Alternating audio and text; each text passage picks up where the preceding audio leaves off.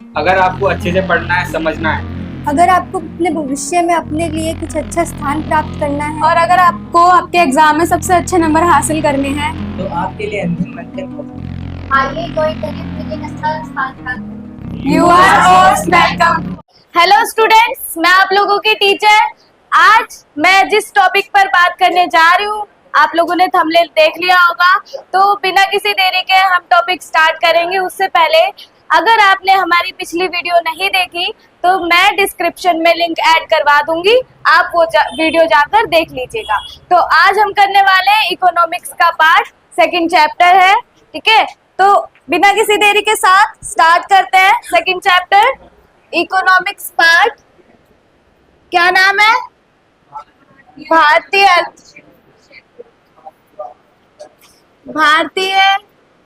अर्थव्यवस्था के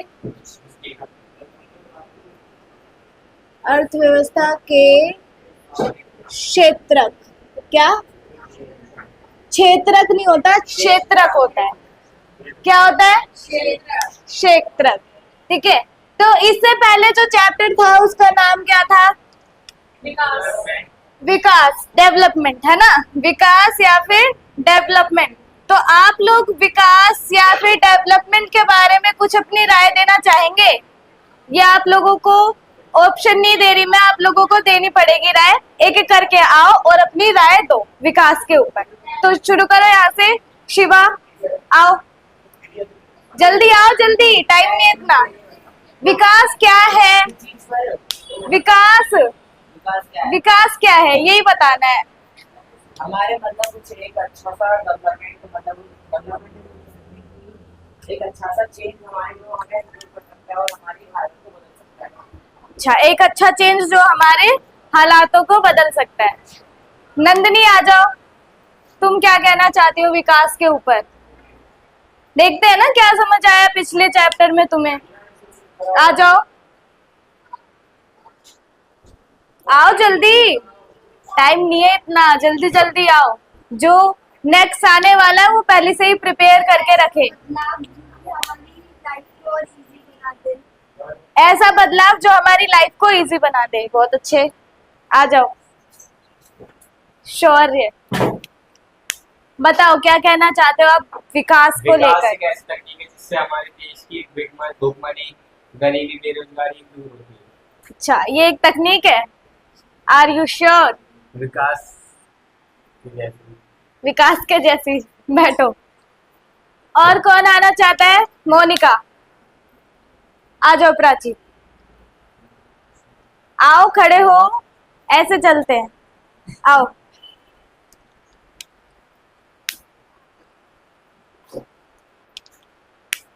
तो इनका नाम सृष्टि है, प्राची नहीं है। विकास शब्द से तात्पर्य है कि कोई भी किसी भी चीज में अच्छा चेंज, जैसे कि हमने कोई छोटा बिजनेस स्टार्ट किया है, आगे चलकर हम उस बिजनेस को और बड़ा कर सकते हैं। तो ये विकास हुआ, छोटा बिजनेस स्टार्ट किया, फिर आगे चलकर हम बड़ा करेंगे। हाँ, विकास तो है। कैसे है यही तो पूछा गया है ना। विकास का मतलब क्या होता है? एक अच्छा चेंज, ऐसा बदलाव जो कि अच्छा हो, है ना। जैसे कृषि क्षेत्र में विकास कैसे हुआ था? कृषि क्षेत्र में जैसे सिंचाई पे असुविधा थी हमारे पास, है ना, जो सिंचाई करने वाली चीजें थी उसमें कमी थी। तो हमने कृषि में विकास कैसे किया कि सिंचाई में जो सुविधाएं हैं उनको और ज्यादा स्ट्रॉन्ग किया है और ज्यादा ऑप्शंस लेके आया सिंचाई के लिए, है ना। ये होता है विकास, ठीक है। तो विकास चैप्टर में आप लोगों को कोई दिक्कत नहीं है ना। तो चले आगे। इस पर दिक्कत है तो अभी बता दो। विकास चैप्टर में कोई दिक्कत है? चलो, भारतीय अर्थव्यवस्था के क्षेत्रक। अर्थव्यवस्था, भारतीय मतलब भारत की, अर्थव्यवस्था मतलब इकोनॉमी या इकोनॉमी, और क्षेत्रक मतलब सेक्टर्स। तो भारतीय अर्थव्यवस्था के क्षेत्रक या फिर सेक्टर्स ऑफ इंडियन इकोनॉमी, ये चैप्टर का नाम है। तो इसमें सेक्टर्स की बात होगी। किसकी बात होगी? सेक्टर्स की बात होगी। तो हम जो क्षेत्रक है या फिर कह लो सेक्टर्स है, इनको कितने पार्ट्स में डिवाइड करते हैं? 3 पार्ट्स में डिवाइड करते हैं। ये पहला हो गया, दूसरा और ये तीसरा। जो पहला क्षेत्र है वो इसको कहते हैं प्राथमिक क्षेत्र। क्या कहते हैं? प्राथमिक क्षेत्र। उसके बाद देखो प्राथमिक क्षेत्र हो गया, फिर क्या है? द्वितीय क्षेत्र, है ना? और फिर तीसरा तृतीय क्षेत्र। चलो इतनी बात तो तुम्हें पता है। अब ये बताओ कि जो प्राथमिक क्षेत्र है क्या है? ये प्राथमिक क्षेत्र में क्या आता है, पता है किसी को? कच्चे माल का उत्पादन, यही आता है या और कुछ? कच्चे माल का उत्पादन जैसे कृषि और माइनिंग पता है ना? माइनिंग खुदाई करना, जैसे कोयला खुदाई होती है ना, वैसे माइनिंग। और क्या होता है कच्चे माल में? मत्स्य पालन। वेरी गुड, मत्स्य पालन। मत्स्य को मछली कहते हैं, है ना? कृषि, एग्रीकल्चर, एपीकल्चर।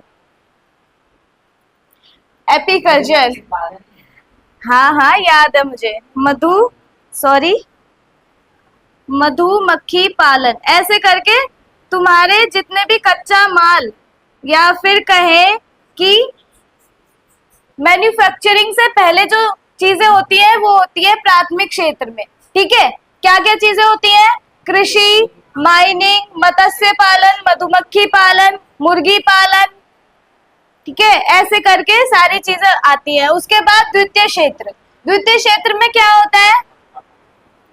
इसमें जो ये सारी चीजें बनी है ना, कच्चे माल का उत्पादन हुआ है, यहाँ पर आके कच्चे माल को प्रोडक्ट बनाया जाता है। क्या बनाया जाता है? प्रोडक्ट। ये होता है मैन्युफैक्चरिंग का काम। मैन्युफैक्चरिंग या फिर उद्योग। क्या होता है? उद्योग। ठीक है, ये काम होता है द्वितीय क्षेत्र में। अब बात आती है तृतीय क्षेत्र में। हमने कच्चा माल उगाया और उद्योग में उसे प्रोडक्ट बना दिया। अब तृतीय क्षेत्र में क्या आता है? फिर काम तो खत्म हो गए ना यहाँ पे सारे। तृतीय क्षेत्र में आती है सेवाएं। क्या आती है? सेवाएं।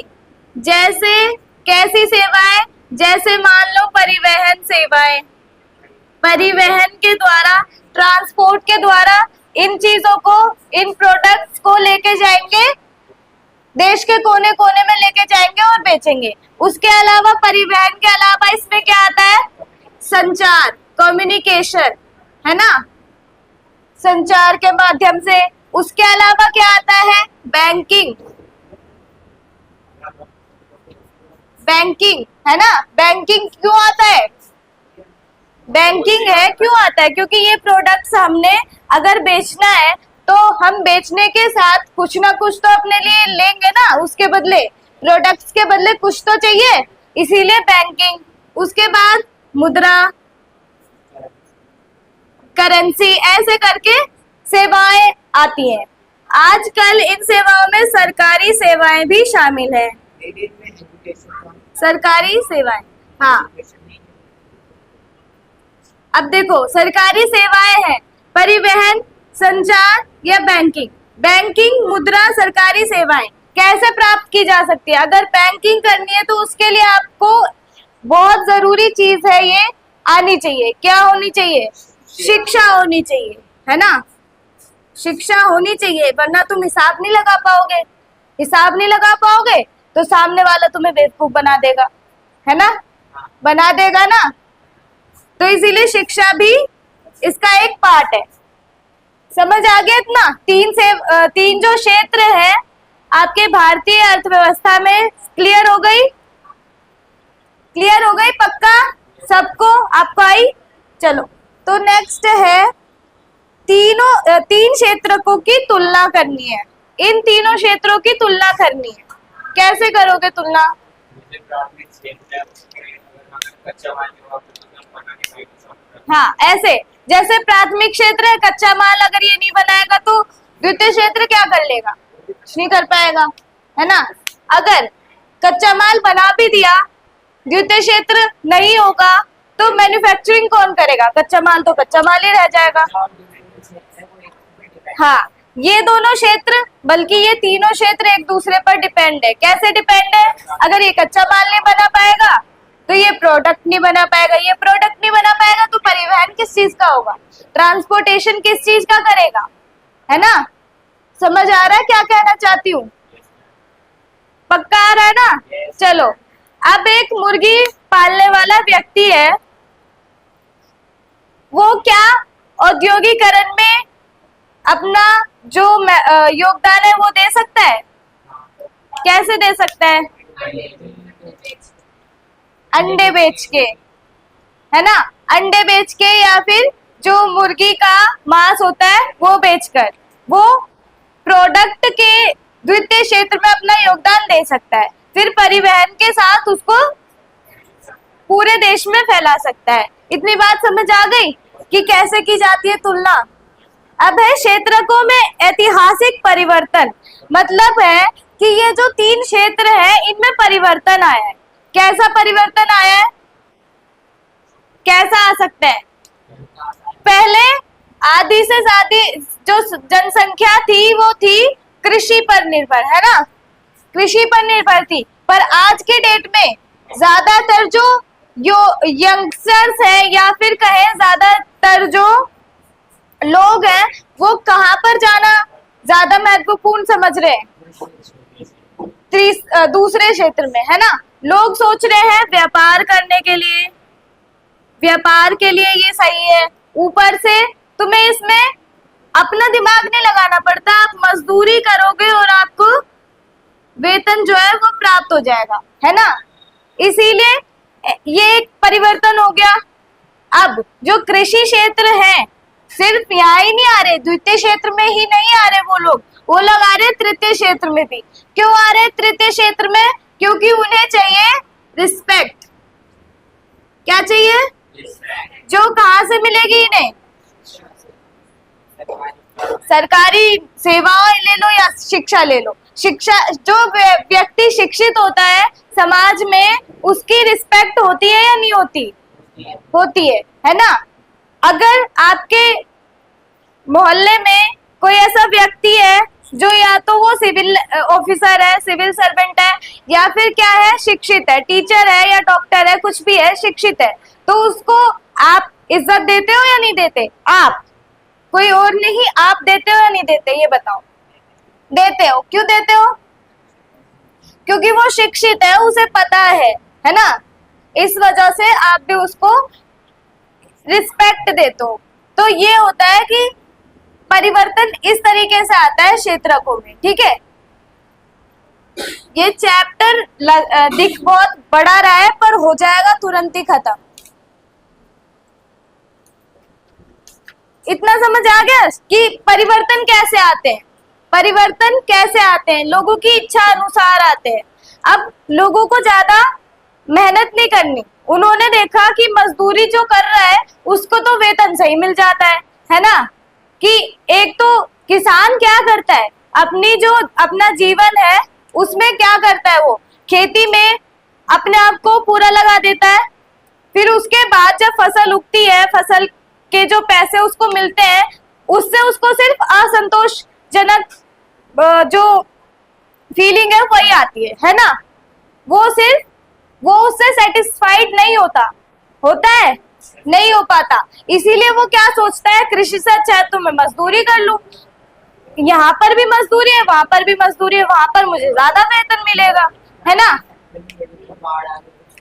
अब देखो, ये भी सही बोला इसने, सिर्फ परिवर्तन इच्छा के लिए नहीं आता, ठीक है।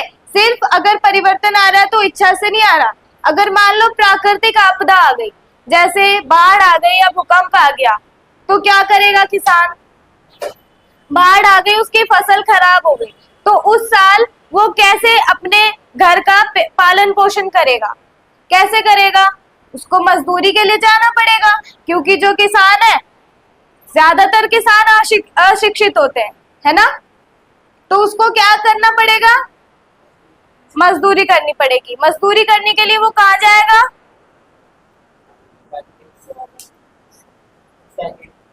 सेकंड सेक्टर कह रही हूँ, द्वितीय क्षेत्र में, है ना, प्राइवेट सेक्टर में, ठीक है।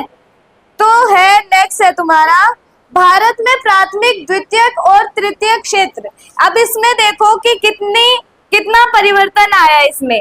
ये 1973 का और 1973 से 74 का मतलब 1 साल का है रिकॉर्ड, और ये 2013 से 14 मतलब 1973 से 2013 कितने साल हो गए? कितने साल हो गए? 40 साल। 40 साल में इतना फर्क आ रहा है। पहले जो लोग थे वो ज्यादातर कृषि करते थे और जो बाकी के लोग थे वो तृतीय क्षेत्र में थे। मतलब कि प्राथमिक क्षेत्र का आंकड़ा बढ़ा है और तृतीय क्षेत्र का आंकड़ा बढ़ा है, पर जो द्वितीय क्षेत्र है उसका आंकड़ा बहुत कम है ना।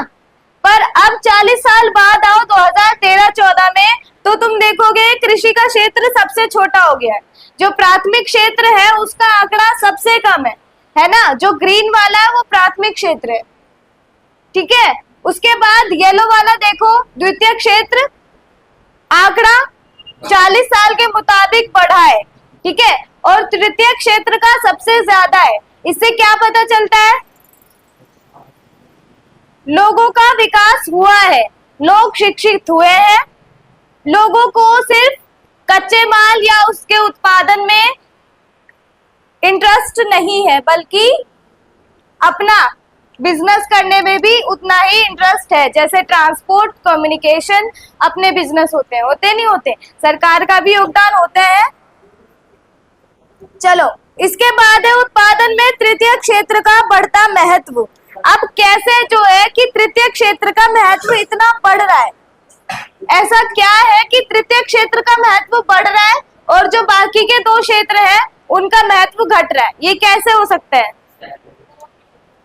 उत्पादन में तृतीयक, जो तृतीय क्षेत्र है इसका महत्व कैसे बढ़ रहा है?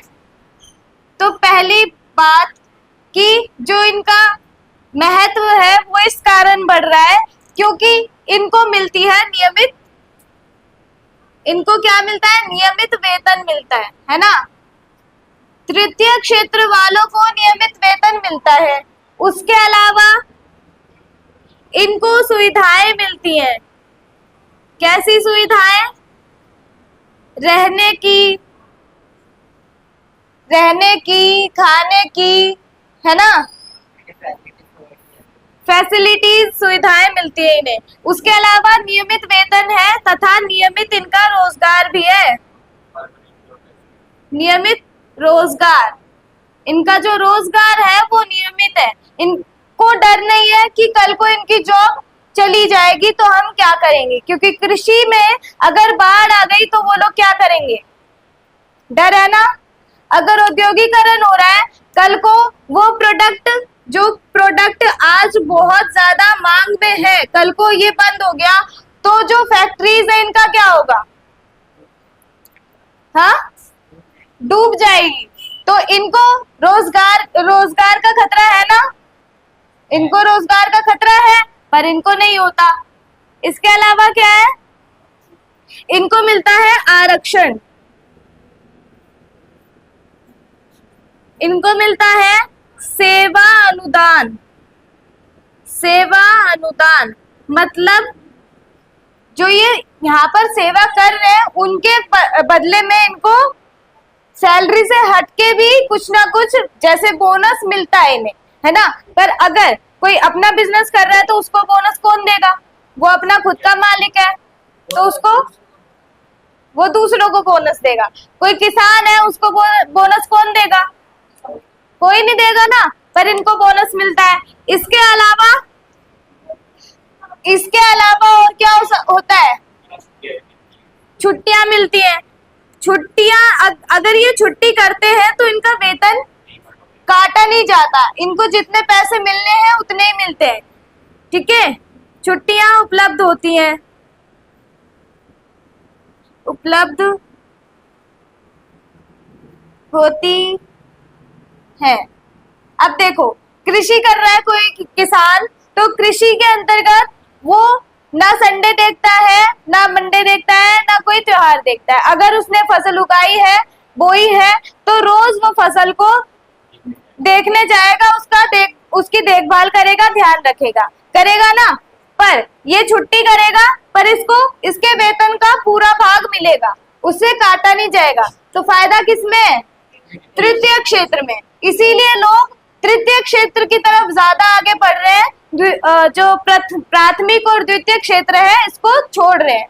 ठीक है, समझ आई इतनी बात? पहले बातें बहुत जल्दी समझ आ जाएगी।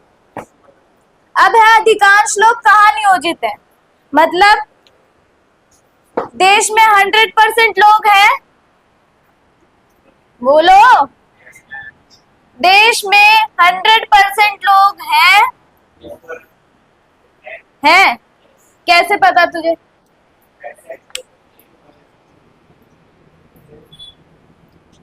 बताओ भाई, लोग कहाँ नियोजित हैं? नियोजित हैं, देखो, देश में 100% लोग हैं, इनमें से कुछ खेती करते होंगे, कुछ व्यापार करते होंगे, कुछ ट्रांसपोर्टेशन में होंगे, है ना। तो ये जानना है कि कौन कौन से लोग कहाँ कहाँ बिजी चल रहे हैं, मतलब कि कहाँ कहाँ उनका काम चल रहा है। ठीक है, तो प्राथमिक क्षेत्र है जो 73 से 74 और 2013 से 14, मतलब 40 साल का अंतर है। 73 में प्राथमिक क्षेत्र में कितने लोग थे? 1973 में 1973 एंड 74, ठीक है, और यहाँ पे 2013 और 14। देखो, तो 1973 में 40% लोग जो थे वो प्राथमिक क्षेत्र में थे। कहाँ थे? प्राथमिक क्षेत्र में, प्राथमिक क्षेत्र में थे। उसके बाद जो 10% लोग बचे, 10% लोग थे, वो थे द्वितीय क्षेत्र में। द्वितीय क्षेत्र में 10% लोग हैं, और बाकी के 50% लोग कहाँ हैं? तृतीय क्षेत्र में, तृतीय क्षेत्र में। ठीक है, अब 2013 की बात करो तो 10% लोग हैं प्राथमिक क्षेत्र में। देख रहे हो, 30% की कमी, 10% लोग हैं प्राथमिक क्षेत्र में। उसके बाद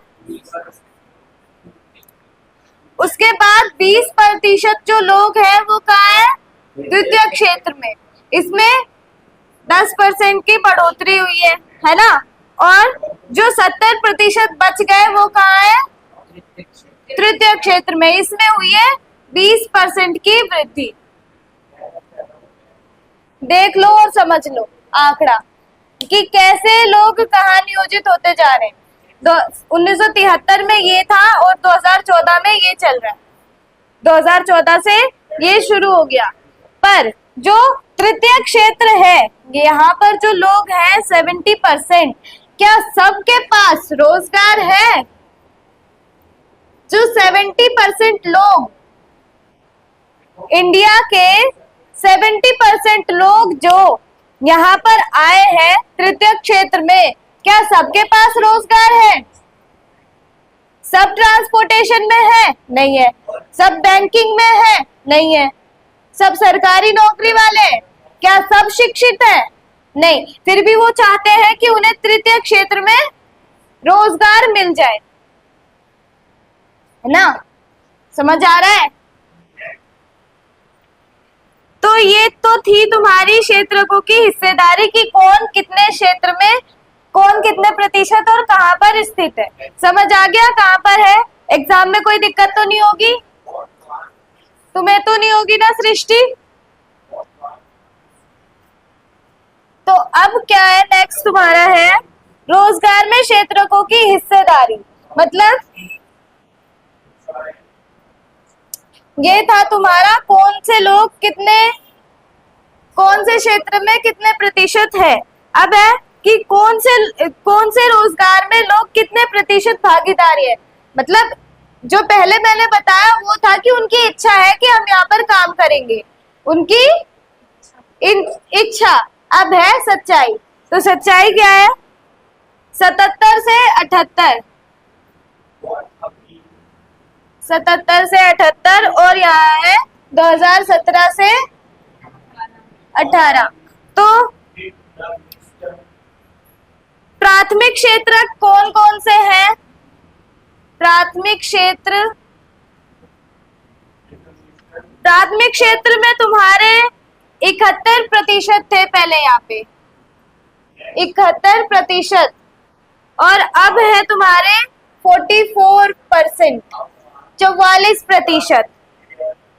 द्वितीय क्षेत्र में तुम्हारे थे 11% और अब है 25%। फिर है तृतीय क्षेत्र, तो इसमें 18% थे 78 में और 31% है अब। तो देख लो लोगों की इच्छा और सच्चाई, कितना गैप है, 71 से 44। चलो पता चल गया कौन से क्षेत्र में कितने प्रतिशत है 2077 से 78 तक और 17 से 18 तक। समझ आ गया? देख लो, नहीं आया तो वो क्या थी, वो थी इच्छा। क्या थी? इच्छा। और ये क्या है? सच्चाई। ये है सच्चाई। ठीक है, समझ आ गई इच्छा क्या होती है, सच्चाई। कि जितना आप इच्छा करो, जितनी आपकी इच्छा होगी, अगर आप उसमें लग जाओगे तभी कोई चीज आप पा सकते हो। पर इनके अंदर इच्छा है पर पाने की चाह नहीं है। आपके अंदर है पाने की चाह?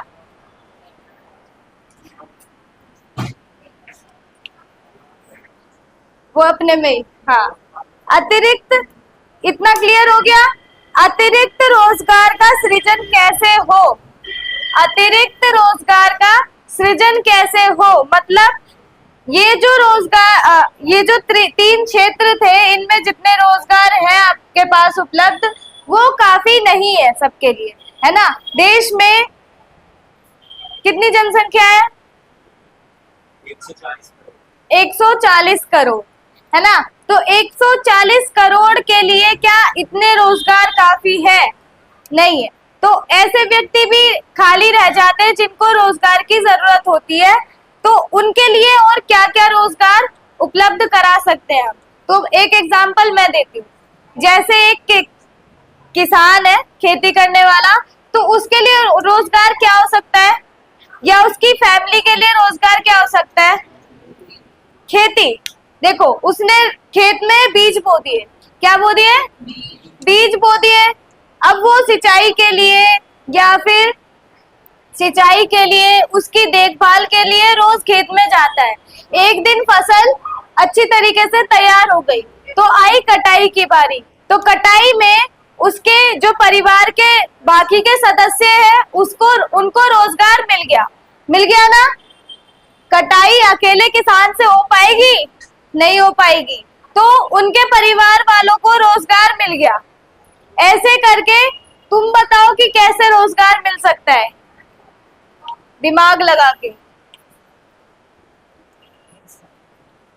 हाँ, थर्ड सेक्टर में कहीं पे भी, प्राथमिक, द्वितीयक। देखो एक और एग्जांपल दूं कि सिंचाई की ना बहुत ज्यादा दिक्कत है, सिंचाई नहीं कर पाते किसान, तो ना कुएं खुद रहे हैं। अब कुएं खोदने के लिए मजदूर चाहिए मजदूर। पाइपलाइंस बिछाने के लिए मजदूर चाहिए। तो उन मजदूरों को रोजगार मिल गया। एक रोजगार का ऑप्शन ये हो गया। हाँ, वर्ड। तो तो हर टाइम वर्ल्ड वॉर थोड़ी ना चलता, अभी वर्ल्ड वॉर चल रहा है। जैसे हम लोग को कंडीशन ऐसी चाहिए जो हमेशा चलती रहे, ये तो हमेशा चलने वाले काम है ना।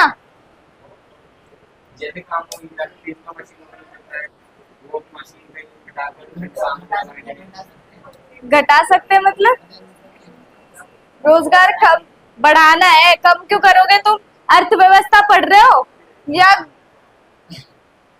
राजनीति थोड़ी ना पढ़ रहे जो रोजगार घटा दोगे।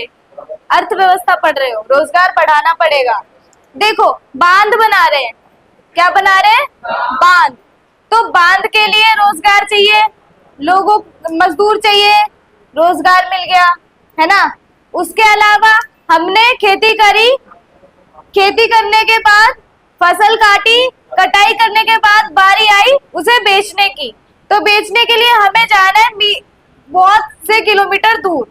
तो क्या करेंगे हम? तो मैं बता रही हूँ, तो हम क्या करेंगे? अकेले सर पे लेके तो नहीं जा सकते, उसके लिए हमें कुछ चाहिए, जैसे वाहन चाहिए, ट्रक चाहिए। तो इससे किसको रोजगार मिलेगा? ट्रक वाले को, है ना। पर ट्रक हम लेके तो चले जाए, पर सड़क खराब है, सड़क खराब है, तो सड़क बनाने के लिए कौन चाहिए? मजदूर। तो किन मजदूरों को रोजगार मिल जाएगा? जो सड़क बनाएंगे उन्हें रोजगार मिल जाएगा, है ना। सड़क बनाने के लिए चाहिए मजदूर, मजदूर तो चाहिए ही जो सड़क बनाएंगे, पर सड़क बनेगी किससे? सरकार से। सरकार को बिछा दोगे वस्तुओं से, सीमेंट, काला डामर हो गया, गिट्टियां हो गई, और जो वो रोलर होता है, ये सारी चीजें हो गई। तो ये सारी चीजें कौन उपलब्ध कराएगा? सरकार कराएगी। जो गिट्टियां है या फिर काला डामर है, ये कौन? दुकानदार या फिर व्यापारी। तो व्यापारी को जब ये बनाना होगा तो उसे क्या चाहिए? मजदूर चाहिए, मजदूर बनाएगा, है ना। अब गिट्टियां है, गिट्टियां कहाँ से बनाई जाती है? चट्टानों से, चट्टानों से, ठीक है। तो चट्टानों को तोड़ के नहीं, कुरेद के नहीं, चट्टानों को तोड़ेंगे, तो चट्टानों को तोड़ने के लिए कोई चाहिए ना, मजदूर। तो ऐसे करके होते हैं रोजगार की कड़ियां, रोजगार के चेन बनते हैं ऐसे। अब ऐसा तुम बताओ, बताओ। जैसे कि दुकान, हाँ, उसका दुकान का वो बिजनेस चलता है, दिवाली के टाइम पे ज्यादा चलता है। हाँ, तो दिवाली के टाइम पे जो उसका ऑर्डर हाँ, हाँ, इसने बिल्कुल सही बताया। अब मौसम के हिसाब से मान लो या फिर त्योहारों के हिसाब से, कि कोई दुकान है वहां पर बहुत ज्यादा बिक्री होती है, कोई त्योहार, जब कोई त्योहार आता है तो वहां पर उसको और ज्यादा लेबर्स चाहिए होते हैं, है ना। तो वो लेबर्स ऑफर करेगा, जिसके कारण रोजगार मिलेगा। अब बात करें तृतीय क्षेत्र की, तो हमें चाहिए होते हैं शिक्षक चाहिए होते हैं, है ना।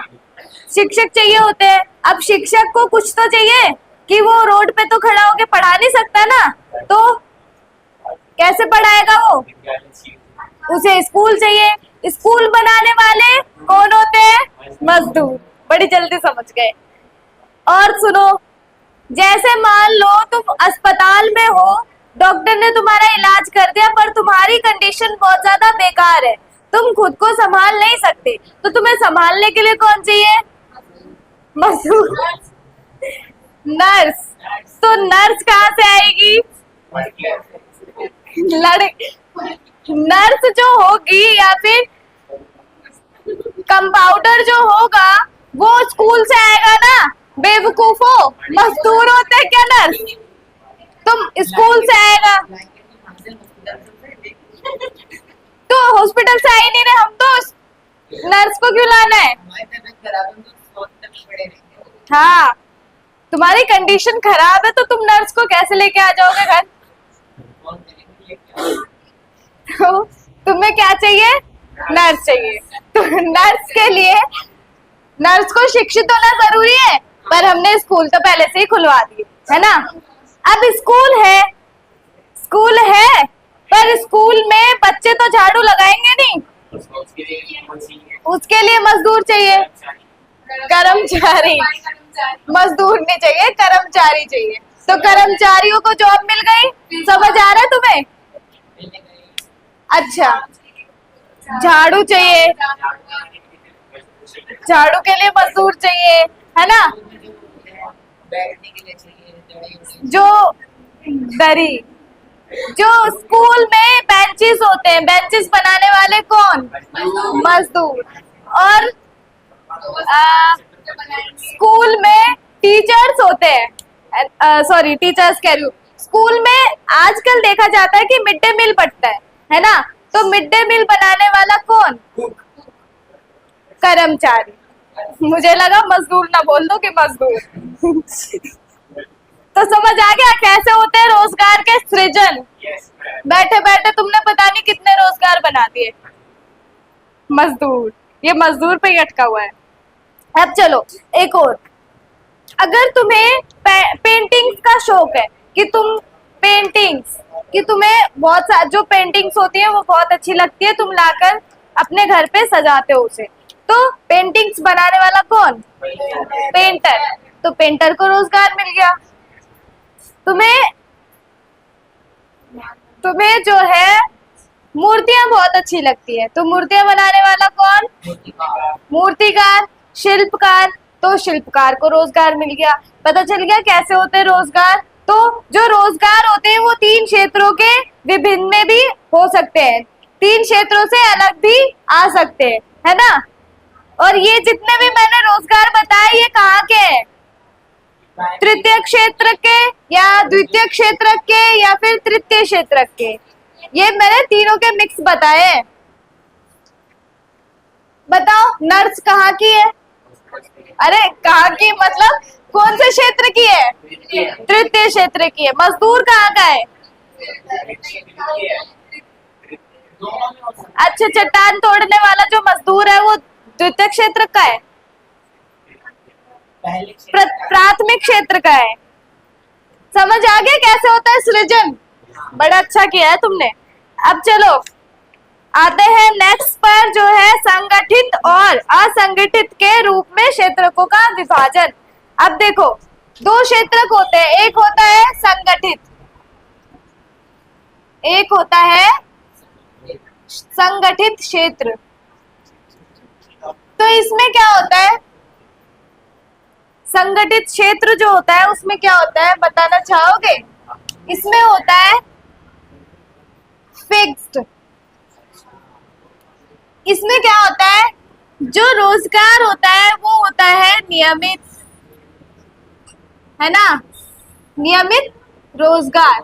बहुत सारे जितने भी फायदे होते हैं ना रोजगार के, सब होते हैं इसमें। एक एक करके बताते जाओ। नियमित वेतन, नियमित वेतन और नियमित छुट्टियां भी होती हैं क्या? चलो मान लिया नियमित छुट्टियां, नियमित छुट्टियां, सेवानुदान, है ना। सुविधाएं, सेवाएं सुविधाएं कैसे होते हैं? अलग होता है ना। चलो सेवानुदान हो गया, छुट्टियां हो गई। अगर छुट्टियां करी भी, छुट्टी पर लीव लगानी होती है, छुट्टी पर वेतन नहीं कटता, वेतन में कमी नहीं आती, है ना। वेतन में कमी नहीं आती। उसके अलावा सेवानुदान होता है, संरक्षण होता है ना। संरक्षण होता है नहीं होता? और क्या होता है? आरक्षण होता है स्त्रियों के लिए। अब देखो SC ST जनजातियों के लिए संरक्षण होता है। जो जनजातियां होती है या नीची जाति के लोग होते हैं उनके लिए भी आरक्षण होता है। है ना, आरक्षण और संरक्षण होता है। इतनी सारी चीजें होती है संगठित क्षेत्र में। और कुछ याद आ रहा है? इसमें भय नहीं होता। किस चीज का भय नहीं होता? किसी भी नौकरी जाने का नहीं, किसी भी चीज का भय नहीं होता। क्यों नहीं होता? क्योंकि ये संगठित है। अगर तुम्हारे साथ कुछ गलत हो रहा है तो तुम्हारे पक्ष में लोग खड़े होंगे, है ना। और क्या होता है? तुम्हारी जो रिस्पेक्ट है वो बनी रहती है ना, इज्जत वो बनी रहती है। और जब इतनी सारी फैसिलिटीज तुम्हें मिल रही है तो तुम इसके प्रति ईमानदार होगे या नहीं? ईमानदारी बनी रहती है। ये होता है तुम्हारा संगठित क्षेत्र। ठीक है, देखो कितने सारे फायदे हैं। समझ आ रहे हैं? चलो शुरू से करते हैं। नियमित रोजगार। नियमित रोजगार मतलब कि परमानेंट एक जॉब होती है, तुम्हें दर बदर भटकना नहीं पड़ता कि 1 महीना जॉब करी उसके बाद तुम कहीं और जाके जॉब ढूंढ रहे हो, ऐसा कुछ नहीं होता। ठीक है, नियमित जॉब होती है, तुम जब तक चाहो तब तक कर सकते हो। उसके अलावा नियमित वेतन होता है, तुम्हें कभी भी वेतन के मामले में फिक्र नहीं करनी होती। तुम्हारा जो वेतन है, जितना वेतन है वो तुम्हें मिल जाता है समय पर। उसके अलावा छुट्टियां होती है, नियमित छुट्टियां होती है, जैसे 1 हफ्ते में 1 बार छुट्टी, त्योहार पर छुट्टी, तो उस पर छुट्टियां तुम्हें मिलती है। सेवानुदान मतलब कि बोनस भी मिलता है तुम लोगों को। त्योहार पर बोनस मिलता है, अच्छा काम करने पर मिलता है। सुविधाएं होती है, रहने की, खाने की, आने जाने की, ये सारी सुविधाएं होती है। छुट्टी पर वेतन नहीं, कम नहीं होता। क्यों नहीं होता कम? छुट्टी पर वेतन कम नहीं होता क्योंकि जो सेवा है हमारी वो नियमित रोजगार है। इसमें सैलरी भी परमानेंट होती है ना। जितनी सैलरी है तुम्हें उतनी ही मिलेगी। अगर तुम छुट्टी कर रहे हो तो सैलरी नहीं कटेगी। उसके अलावा संरक्षण होता है। जनजातीय लोगों को, जो शेड्यूल ट्राइब होते हैं, उन्हें संरक्षण दिया जाता है। आरक्षण मिलते हैं कि इतने जो लोग हैं वो जनजातीय वाले लोग काम कर सकते हैं। भय नहीं होता किसी चीज का, तुम गलत हो या सही हो, तुम्हारे साथ लोग होंगे। इज्जत बनी रहती है और ईमानदारी रहती है। अब एक और चीज सुनो, छुट्टी पर वेतन नहीं कटता ना। अगर तुम छुट्टी है फिर भी काम पर आ रहे हो तो तुम्हें बढ़ाकर सैलरी दी जाती है ना। छुट्टी को मानकर भी सैलरी तुम्हें दी जाती है। ये होता है संगठित क्षेत्र। समझ आ गया? कोई दिक्कत नहीं है। और आप लोगों को अगर समझ आ रहा है तो लाइक कर दीजिए, लाइक का बटन सामने ही है। संगठित क्षेत्र समझ आ गया? चलो अब असंगठित क्षेत्र तुम बताना क्या क्या चीजें होती है, क्या क्या नहीं होती। बता दोगे ना? इसका बिल्कुल अपोजिट होता है। असंगठित क्षेत्र। चलो तो एक एक करके आगे लिखोगे। चलो आ जाओ। असंगठित क्षेत्र नियमित रोजगार नहीं होता। चलो इसके अलावा ना तुम्हें ये भी लिख सकते थे, मैं दिखाऊं क्या? थोड़ा सा दिमाग लगा के। अनियमित रोजगार, इसका भी मतलब वही होता है। चलो आओ सृष्टि।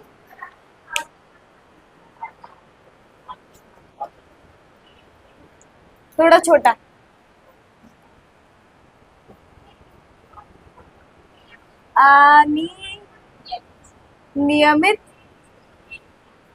अनियमित छुट्टी या, चलो सही है वैसे तो। अनियमित छुट्टियां, पर यह कह लो कि जितनी छुट्टी होगी उतनी सैलरी कटेगी, ये होता है इसमें, है ना। अनियमित छुट्टियां। उसके बाद क्या होता है? आएगा कोई? क्या? चलो अनियमित वेतन, सबने एक ही लाइन। अनियमित वेतन। अब संरक्षण की कमी, संरक्षण की कमी होती है, इसमें भय होता है, भय होता है नौकरी जाने का, कुछ गलत होने का, तुम्हारा साथ कोई नहीं देगा, इन चीजों का, है ना, भय होता है। इसमें सम्मान नहीं होता, इसमें सम्मान नहीं होता। और कोई आएगा? आना है? किसी को नहीं आना?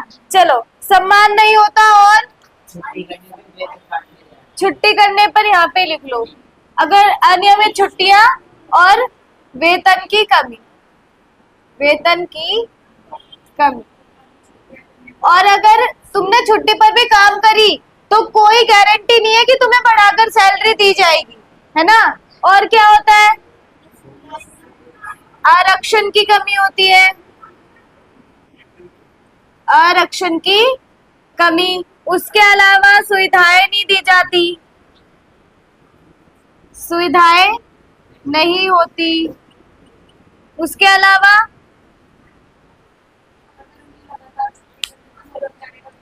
हाँ, भय में आ गया, नौकरी जाने का भय। भय एक ही तो होता है, अलग अलग तरह के भय थोड़ी ना होते हैं। नौकरी जाने का अलग भय होगा। जज किया जाएगा। चलो छोड़ो, भय में ही तो आ गया। और सोचो ना थोड़ा, सुविधाएं नहीं है, आरक्षण नहीं है। जब इतनी सारी चीजें नहीं है तो ईमानदारी होगी तो क्या होगी? बेईमानी होगी।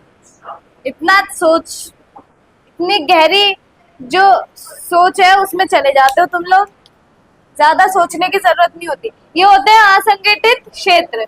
पहला होता है अनियमित रोजगार, मतलब रोजगार की कोई गारंटी नहीं होती, कभी भी रोजगार छीना जा सकता है ना। इसमें रोजगार छीनने का जो भय है, इसमें आता है कि अगर जो मालिक है उसका कोई जान पहचान का आदमी काम पर आ गया तो वो तुम्हें झट से निकाल देगा, उसको रख लेगा, ये भय होता है। उसके अलावा अनियमित छुट्टियां, मतलब गारंटी नहीं होती कि तुम्हें छुट्टी मिलेगी त्योहारों पर या फिर हफ्ते में एक बार तुम्हें छुट्टी मिलेगी, इस बात की कोई गारंटी नहीं है। अगर तुमने छुट्टी कर ली तो तुम्हारा वेतन कम हो सकता है ना।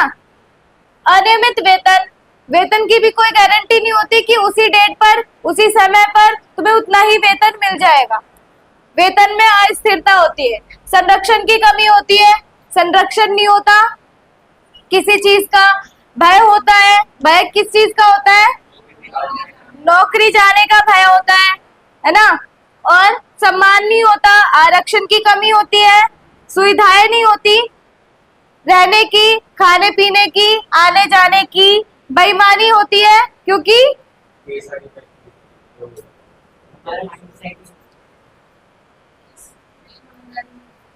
क्योंकि जो जैसा उसको वैसा, है ना। चलो फिर तुम्हें ये समझ आ गया असंगठित क्षेत्र। नेक्स्ट क्या है? कुछ भी नहीं हैगा, कुछ तो होगा, ऐसा थोड़ी ना कि कुछ भी नहीं। ये देखो, अब है असंगठित क्षेत्र की श्रमिकों का संरक्षण कैसे हो। मतलब कि जो असंगठित क्षेत्र वाले श्रमिक है, मजदूर है, लेबर्स है, इनको संरक्षण कैसे दिया जाएगा? बताओ कैसे होगा इनका संरक्षण? सोचने वाली बात है बस। संरक्षण बताओ, सोचो भाई।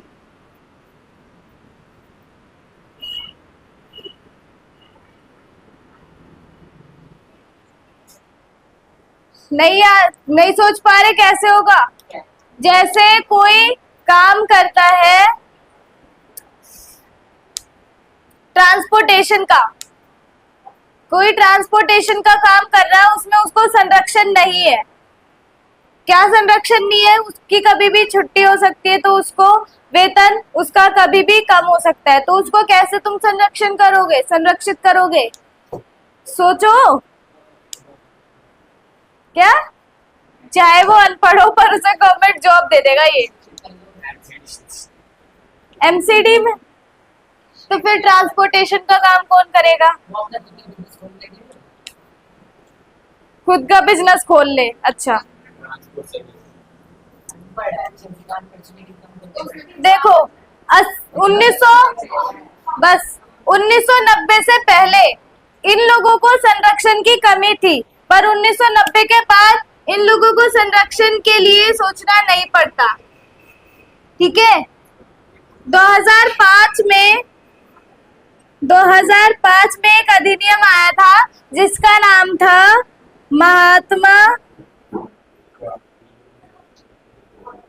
महात्मा गांधी राष्ट्रीय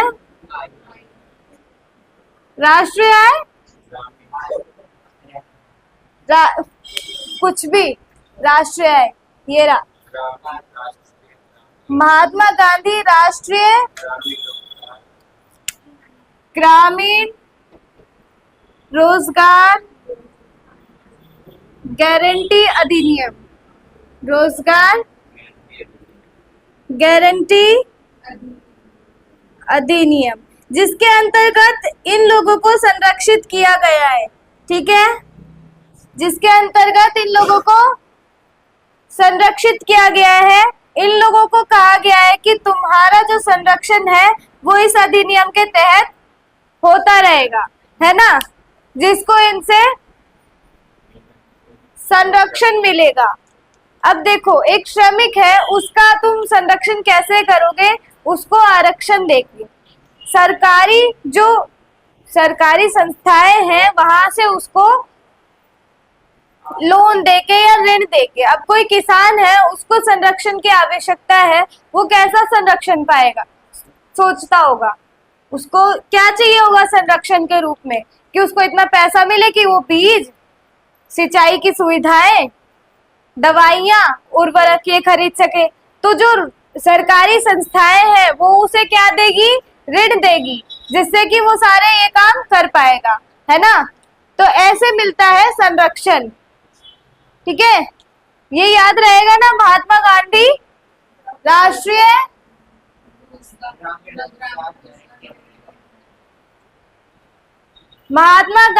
राष्ट्रीय ग्रामीण रोजगार गारंटी अधिनियम।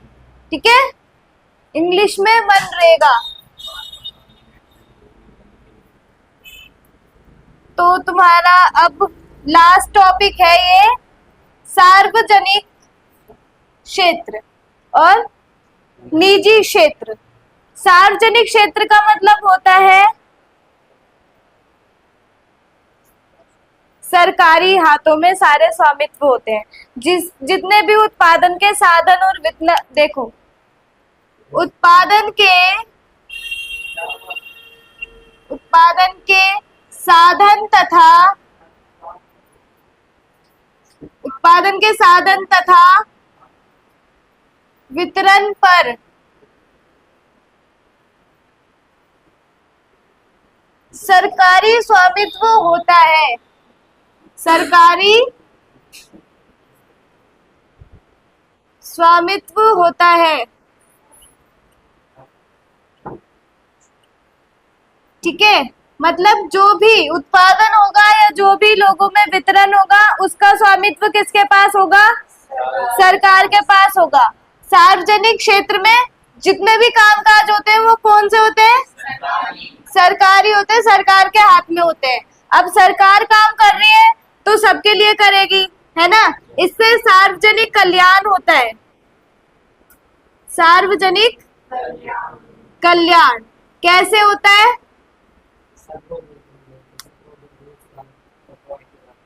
जैसे इसे सरकार सड़क बनवाती है तो वो सबके लिए ही तो बनवाती है ना। सड़क जो होती है वो सबके लिए होती है, तो ये क्या है? सार्वजनिक कल्याण है। ऋण देकर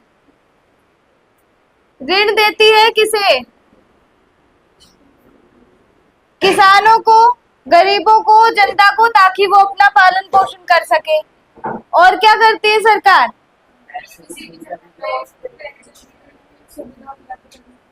सुविधाएं देना, जो आम नागरिक है उनको सुविधाएं देना और आरक्षण देना। किनको आरक्षण देना? SC, ST, वुमेन्स, ठीक है, इनको आरक्षण देने का काम करते हैं सार्वजनिक क्षेत्र। सार्वजनिक क्षेत्र के अंतर्गत ये सारी चीजें आती हैं। समझ आ गया क्या होता है सार्वजनिक क्षेत्र? तो निजी क्षेत्र लगता है क्या होता होगा, सोच सकते हो? ये सब नहीं होते होंगे। प्राइवेट, ये सब नहीं होते होंगे। तो क्या होते होंगे?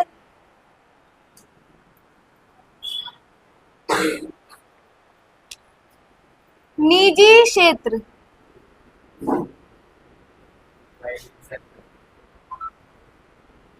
प्राइवेट सेक्टर, ठीक है। तो प्राइवेट सेक्टर क्या होता है? जिसपे उत्पादन तथा वितरण के जो साधन है वो किन्हीं खास व्यक्तियों के होते हैं। किन्हीं उत्पादन के, उत्पादन तथा वितरण के सभी साधन किन्हीं खास, उत्पादन तथा वितरण के सभी साधन, साथ साथ बोल सकते हो, ठीक है। मुझे ऐसा लगता है मैं इधर मुड़ी और तुम सो गए। उत्पादन तथा वितरण के सभी साधन पर किनका स्वामित्व होता है? पर खास व्यक्तियों का स्वामित्व होता है।